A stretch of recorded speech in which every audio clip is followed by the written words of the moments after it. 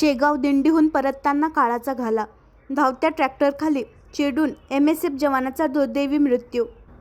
शेगाव येथे संत गजानन महाराजांच्या दर्शनासाठी गेलेल्या पायी दिंडीतील एका तरुणाचा परतीच्या प्रवासात भीषण अपघातात दुर्दैवी मृत्यू झाल्याची हृदयद्रावक घटना घडली आहे।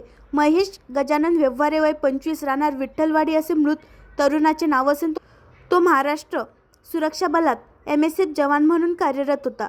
या घटनेने विठ्ठलवाडी गावावर शोककळा पसरली असून गावकऱ्यांनी गुरुवारी चूल न पेटवता शोक व्यक्त केला। मिळालेल्या माहितीनुसार विठ्ठलवाडी येथे 70 ते 80 भाविकांची पायी दिंडी 23 जानेवारी रोजी शेगावकडे रवाना झाली होती। 27 जानेवारी रोजी दर्शन आटपून संध्याकाळी सुमारे 5 वाजता सर्व भाविक ट्रॅक्टरमधून गावाकडे परतत होते। यावेळी शेगाव येथील आनंदसागर परिसरात ही दुर्घटना घडली।